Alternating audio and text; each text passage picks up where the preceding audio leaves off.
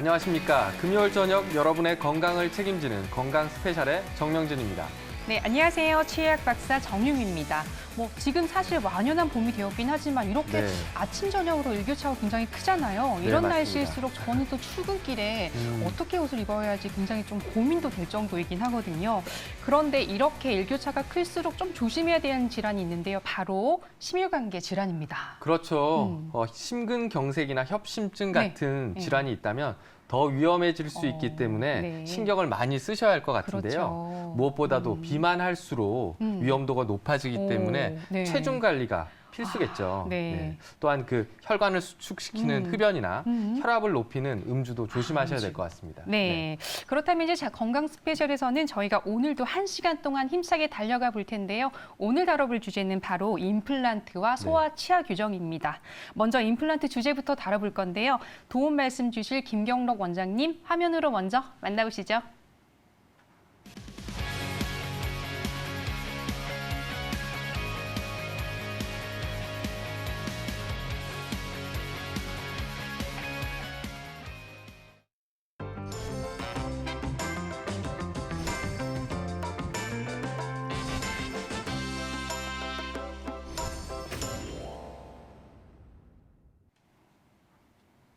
네, 김경록 원장님 자리에 나오셨는데요. 원장님 안녕하세요. 안녕하세요. 자, 요즘에는 치주 질환이라든지 아니면 노화뿐만 아니라 외상으로 인해서도 젊은 연령에서도 이렇게 치아를 상실하는 경우가 종종 있단 말이에요. 그렇죠. 그러다 보니까 전 연령대에 걸쳐서 임플란트에 대한 진료를 굉장히 많이 받으려고 하는데 원장님께서 평소 임플란트 환자분들로부터 가장 많이 받는 질문 어떤 것이 있을까요? 네, 제가 가장 많이 받는 질문은 아무래도 비용적인 문제에 대한 걸 가장 많이 받고요. 네. 그 다음으로 가장 많이 받는 질문은 치료 기간에 대한 얘기를 많이 듣습니다.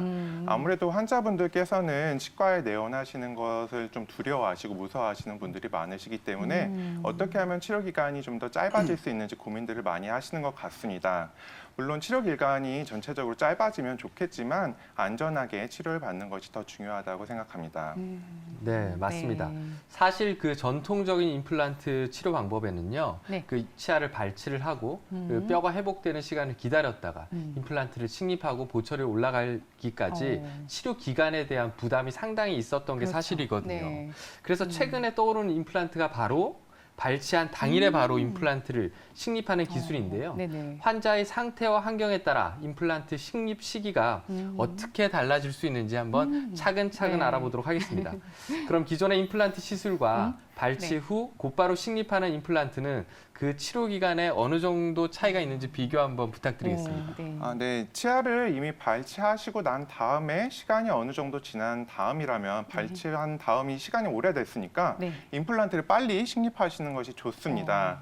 하지만 아직 치아가 있는 상태에서 임플란트 치료를 계획하시고 계신다면 언제 임플란트를 식립하는 게 나에게 가장 유리할지 고민을 하실 텐데요. 이는 환자분의 전신 건강 상태나 아니면 치료를 하셔야 되시는 임플란트를 식립하셔야 될 그 부위의 치아 상태에 따라서 조금씩 다릅니다.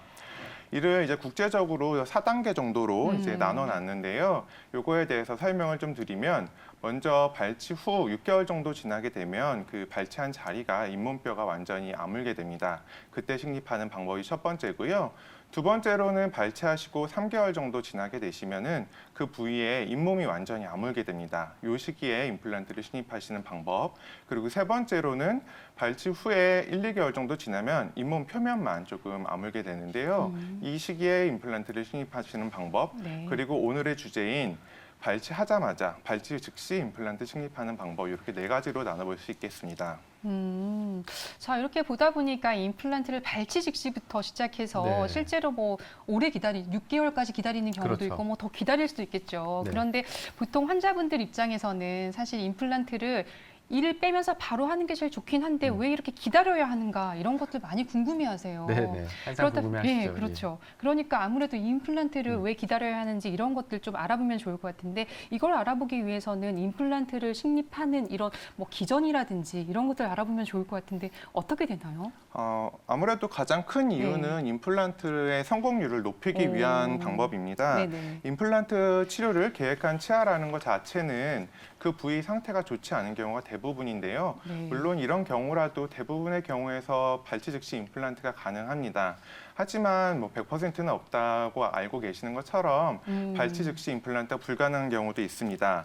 그런 경우에는 무리하게 임플란트를 식립하시기보다는 조금 단계적으로 차근차근 진행을 하시는 게 임플란트의 성공을 위해서 더 도움이 됩니다. 임플란트를 발치 후에 바로 식립하시게 되면 여러 가지 이점이 있지만 어렵게 결정하신 임플란트 치료가 실패를 하면 안 되기 때문에 아무래도 좀 더 안전성이 높고 성공률이 높은 방법을 골라가지고 치료하시는 것이 가장 좋겠습니다. 네. 자료를 보시면은 전통적인 임플란트 치료 과정을 보시는데요. 발치 후에 완전히 치료된 잇몸뼈에 임플란트를 식립을 하는데요. 이걸 1차 수술이라고 합니다. 이 1차 수술을 하시고 나서 잇몸뼈랑 뭐 이 뼈 이식 상태에 따라서 한 3개월에서 6개월 정도 후에 2차 수술이라는 걸 진행을 하는데요. 이 2차 수술은 잇몸뼈 안에 있는 임플란트를 그 위에 크라운을 올리는 과정을 연결해주는 부위를 고정시키는 과정이라고 보시면 되겠습니다. 그 후에 크라운을 제작을 해가지고 임플란트 치료가 마무리가 됩니다. 결국 발치를 하시면서 임플란트를 식립하시지 않게 된다면은 그 발치한 부위에 잇몸뼈가 차는 기간이 3에서 6개월 정도 기간을 기다리게 되는데요. 이러한 기간 자체가 임플란트 치료 기간 전체에서 많은 부분을 차지하기 때문에 가능하다면 발치 즉시 임플란트를 하시는 것이 좋습니다. 네. 네. 다시 정리해 보자면 그 치아 주변의 조직, 즉 치주 조직의 그 상태가 좋지 않은 네. 경우들이 사실은 대부분이거든요. 네. 이를 발치하는 이유들이 그렇죠. 대부분 잇몸병이 있다거나 치아가 많이 손상된 경우이기 때문에 예. 그런 경우는 이 치주 조직이 단단하지 못해서 임플란트를 이렇게 꽉 잡아줄 수 없게 되고 그렇죠. 그런 경우 이 치주 조직이 충분히 아물 때까지 뭐 짧게는 2, 3개월, 길게는 6개월 정도 기다려야 된다고 예. 말씀해 주신 것 같아요. 네. 자, 그렇다면 그 일반적인 방법과 발치한 당일에 임플란트를 식립하는 방법 사이에는 그 순서에도 좀 차이가 있을 것 같거든요, 원장님. 네, 그렇습니다. 네. 자료 그림을 보면서 한번 설명드리겠습니다. 네. 네, 앞에서 설명드린 것처럼 일반적으로 임플란트 시술 과정은 우선 발치를 하고 2, 3개월 내지 혹은 6개월까지 기다렸다가 임플란트를 식립하는 1차 수술을 시행하고 뼈와 임플란트가 붙는 시간인 3에서 6개월 정도를 기다렸다가 임플란트를 잇몸 밖 구조물과 연결하는 2차 수술을 시행하게 됩니다. 그 다음 잇몸이 좀 낫는 기간인 한 달 정도 기다린 다음에 본을 떠서 크라운을 진행을 하게 되는데요. 반면에 발치 즉시 임플란트는 발치 후 같은 날 임플란트를 식립하게 되고요. 그 당일 2차 수술까지 진행을 할 수 있게 된다면 잇몸 회복까지 걸리는 시간이 2, 3개월 완전히 줄어들기 때문에 최종 치료 기간인 일반적인 치료 기간의 6개에서 9개월보다 훨씬 짧은 3에서 4개월 안에 임플란트 치료가 마무리가 됩니다. 이렇게 보면은 뭐 발치 즉시 임플란트와 장점이 굉장히 많은 것 같긴 네네. 한데요. 뭐 우리가 보통 시청자분들께서 이해하기 쉽게 얘기한다면 앞니와 어금니로 나눌 수 있잖아요. 네. 근데 뭐 어금니도 사실 발치 즉시 임플란트를 하면 좋겠지만 앞니를 상실하고 나서 좀 빈 시간이 있으면 네. 좋지 않을 것 같으니까 네. 아무래도 뭐 발음도 문제가 생길 수 있고 심리적으로 조금, 그렇죠. 예, 여러 가지 문제 사회생활하기 때문에 힘들어지죠. 예, 아무래도 앞니 부분만은 발치 즉시 임플란트를 하는 게 좋을 것 같은데 어떤가요? 네, 당연히 앞니 쪽에 앞니가 없으면은 이제 사회생활을 하시는데도 네. 많은 문제들이 생기기 때문에 앞니 같은 경우는 가능하다면 발치 즉시 임플란트를 하시는 것이 좋습니다. 네. 이제 심미성이 가장 중요한 부위이기 때문인데요. 네. 발치 즉시 임플란트를 하시면 최종 치료 기간 자체가 짧아지기 때문에 최종 보철물이 조금 더 빨리 들어갈 수 있어서 네. 만족도가 높으신 편입니다. 자료 사진을 보시면 두 번째 사진을 보시겠습니다. 여기 같은 경우는 이제 발치 후 즉시 식립 임플란트를 즉시 식립을 하셨고 네. 임시치아까지 연결을 해드렸는데요. 네. 이렇게 되면 앞니가 비어있는 시간도 없고 그리고 원래 자연치가 가지고 있던 잇몸 형태도 그대로 최종 보철물까지 가져가실 수 있기 때문에 네. 조금 더 심미적으로 최종 보철물을 만들어드릴 수 있었습니다. 네.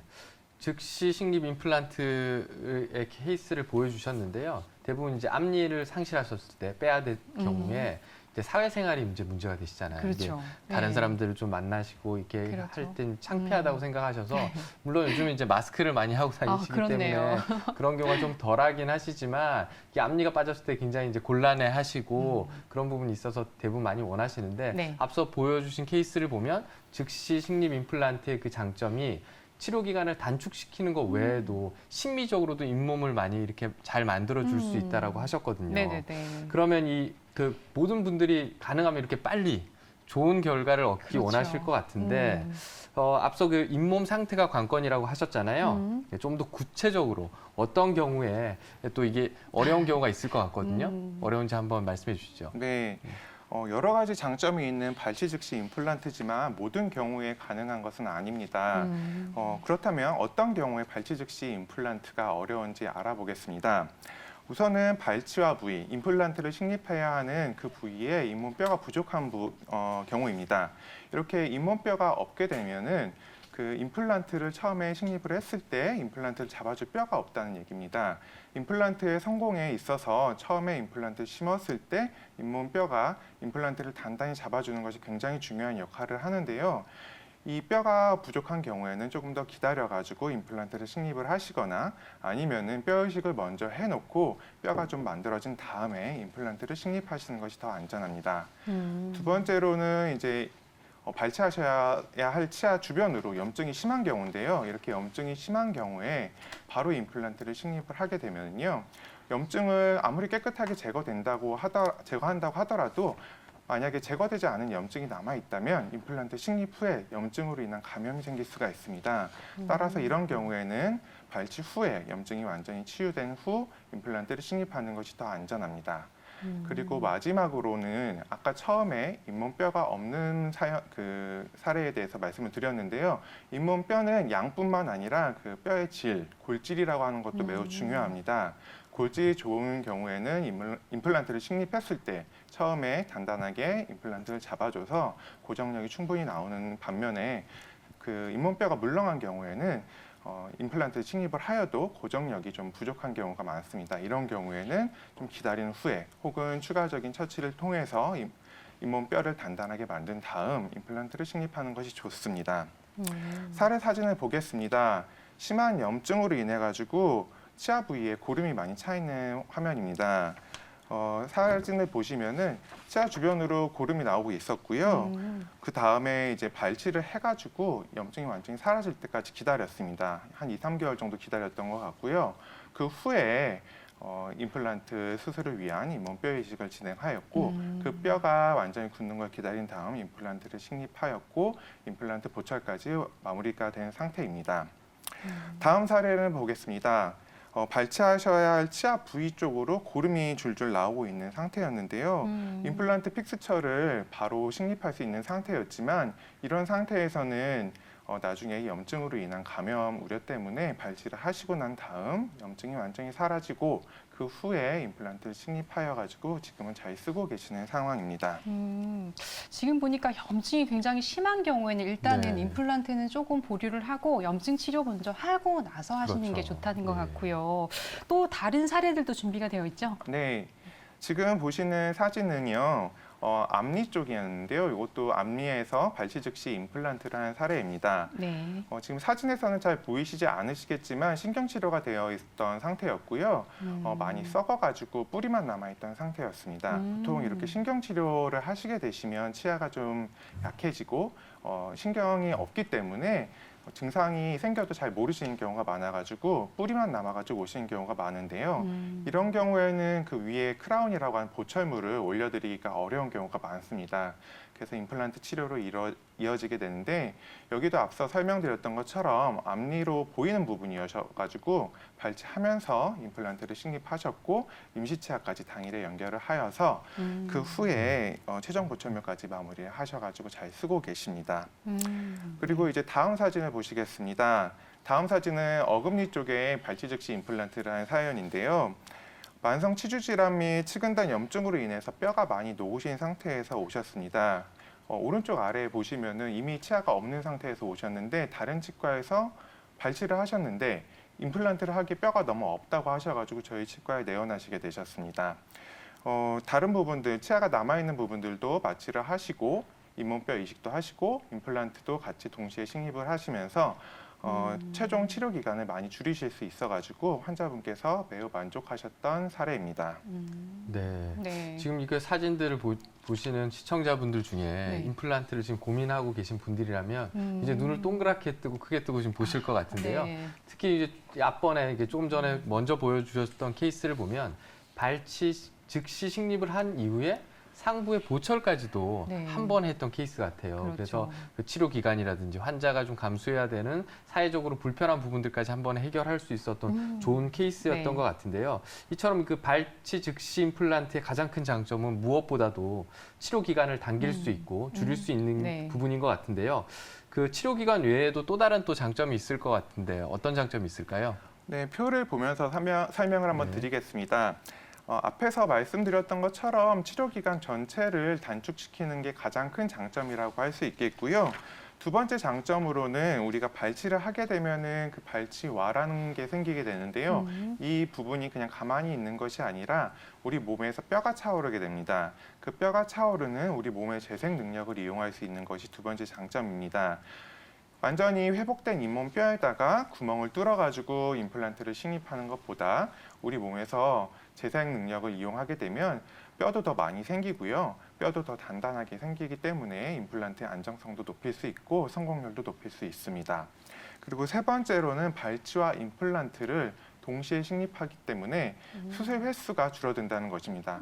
발치 그리고 임플란트 이 두 가지 수술을 한 번에 하기 때문에 환자분들께서는 이제 수술이라고 하시면 굉장히 두려워하시고 어려워하시는데요. 네. 이 두 번의 수술을 한 번에 끝내기 때문에 환자분의 부담도 좀 덜어드릴 수 있어서 가능하다면 발치 즉시 임플란트 하는 것을 추천드립니다. 마지막으로는 이 잇몸뼈, 치조골이라는 것의 흡수를 방지를 할 수 있습니다. 발치 후에는 잇몸뼈가 위축이 되게 되는데요. 임플란트를 식립을 하게 되면은 잇몸이 좀 더 보존이 되기 때문에 발치 즉시 임플란트를 하시는 것이 좋다고 말씀드릴 수 있겠습니다. 네. 네, 마지막에 이제 말씀해주신 그 발치 후의 치조골 흡수, 사실은 저희들에게는 익숙한 얘기긴 하지만 그렇죠. 일반인 분들은 잘 좀 이해하기 힘드신 부분일 수도 네. 있어요. 치조골 흡수를 일단 풀어서 이제 설명드리면 이제 잇몸뼈가 흡수돼서 이제 줄어든다. 그래서 부피가 작아지고 녹아서 이 양이 줄어든다라고 이해하시면 될 것 같은데요. 네. 그런데 이제 여기서 이제 의문점이 드는 게 도대체 치아가 없으면 왜 잇몸뼈가 이제 줄어드느냐. 이 치아가 있을 때는 치주염, 풍치 때문에 잇몸뼈가 흡수되고 녹는다라고 일반적으로 알고 계시는데 치아가 없는데 왜 이 잇몸뼈가 녹는지 그에 대한 설명도 좀 부탁드리겠습니다. 네, 우리 몸에서 이제 쓸모없는 조직은 이제 뭐 퇴화해서 사라지는 것처럼 우리가 뭐 팔이나 다리가 부러져 가지고 네. 깁스를 하게 되면은 나중에 깁스를 풀어 보시면은 그 부위가 근육도 줄어들어 있고 뼈도 얇아진 것 같고 이런 것을 느끼실 수 있을 겁니다. 네. 마찬가지로 잇몸뼈가 하는 일이 치아를 지지해주고 이제 우리가 씹을 때 그런 힘들을 버텨주는 역할을 하게 됩니다. 이러한 잇몸뼈에서 치아를 발치를 하게 되면은 잇몸뼈가 하는 일이 없어지게 되는 건데요. 그렇게 되면은 잇몸뼈는 하는 일이 없네 하면서 점점 사라지게 됩니다. 그런데 이때 발치 후에 바로 임플란트를 넣어주게 되면은 우리는 잇몸뼈는 여기에 치아가 있는 것처럼 느끼게 돼서 점점 뼈 흡수를 방지하는 역할을 할 수 있게 됩니다.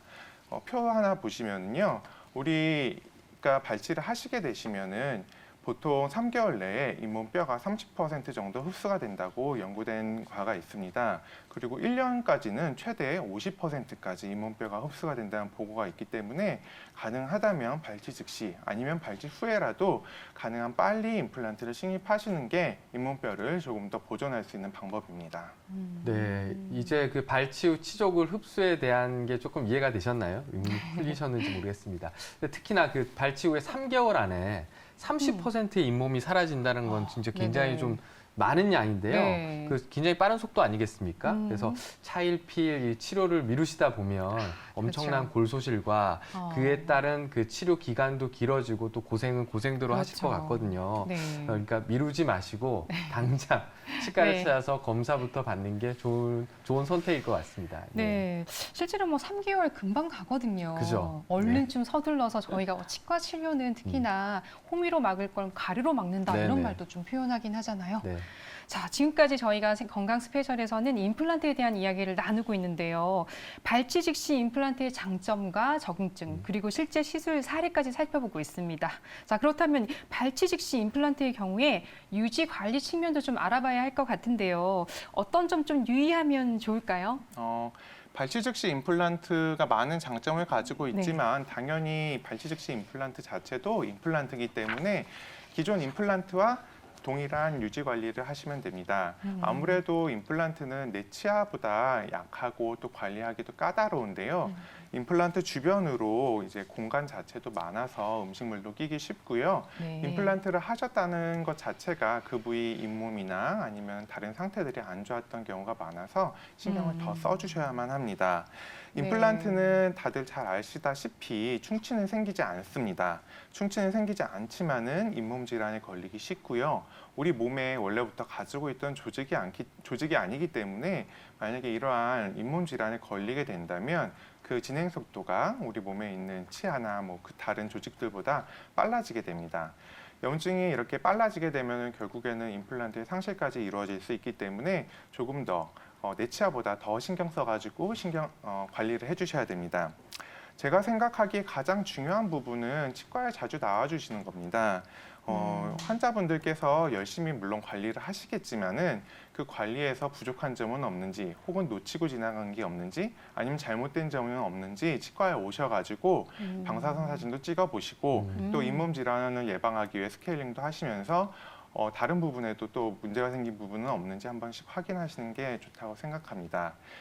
만약에 이제 바쁘거나 아니면 내가 아프지도 않은데 왜 치과에 가야 되지? 이런 생각을 하시고 안 오시게 되시면은 작은 문제점들이 쌓여서 결국에는 막을 수 없는 큰 문제가 될 수 있기 때문에 꼭 치과에 정기적으로 내원하셔가지고 임플란트 검진도 받으시고요. 다른 부분까지 확인 받으실 수 있었으면 좋겠습니다. 네, 어떻게 유지 관리를 해야 되는지까지 꼼꼼하게 설명해 주셨는데요. 그럼에도 불구하고 아까 말씀해 주셨다시피 보통 아프지 않거든요. 저희는 알잖아요. 이게 아프지 않다는 사실을 알기 때문에 정기검진의 중요성을 매번 이렇게 강조해서 설명드리지만 어쨌든 이렇게 시기를 놓쳐서 결국 임플란트도 문제가 생기면 다시 빼야 된다는 사실을 모르시는 분들이 많더라고요. 실제로 그 임플란트가 나빠졌을 때 어떤 치료를 하게 되나요?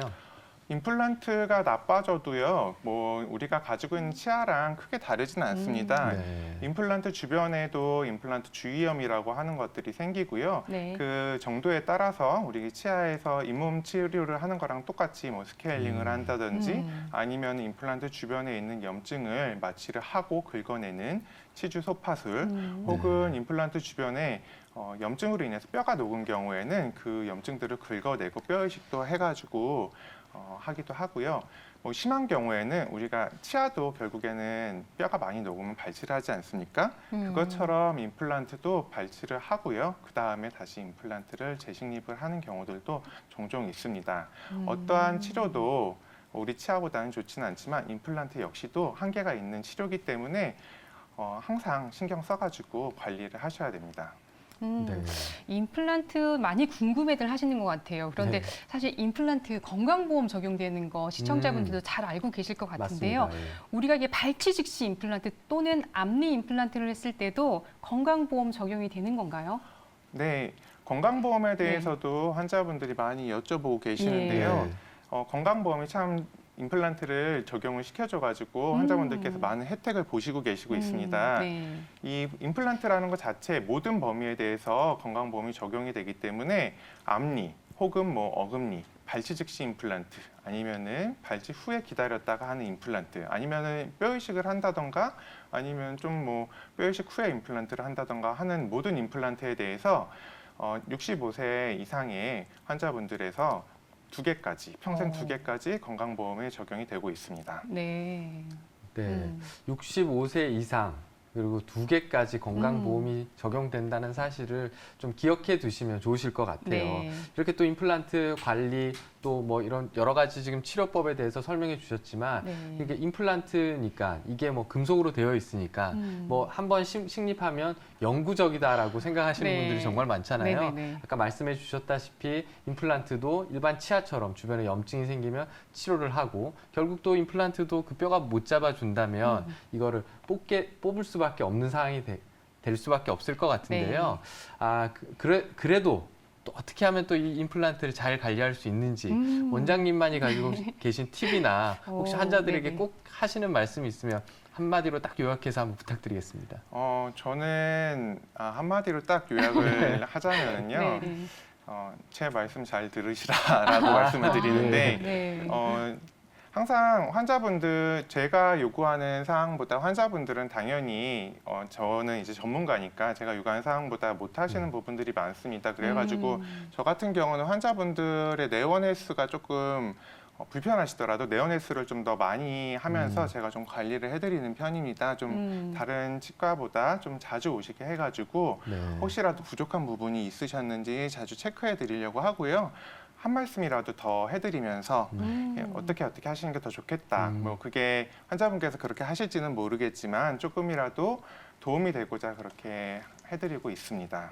네. 결국 왕도가 없네요. 네. 이게 자주자주 이렇게 치과를 찾아서 가까이 해야 합니다. 관리를 받으셔야 된다라는 걸 예. 잊지 않으셨으면 좋겠습니다. 네. 네, 지금까지 임플란트에 대한 이야기를 나눠봤는데요. 네. 치과 전문의와 잘 상의해서 정기적인 검진 그리고 임플란트 시술만큼 중요한 관리에 대한 이야기를 해주셨습니다.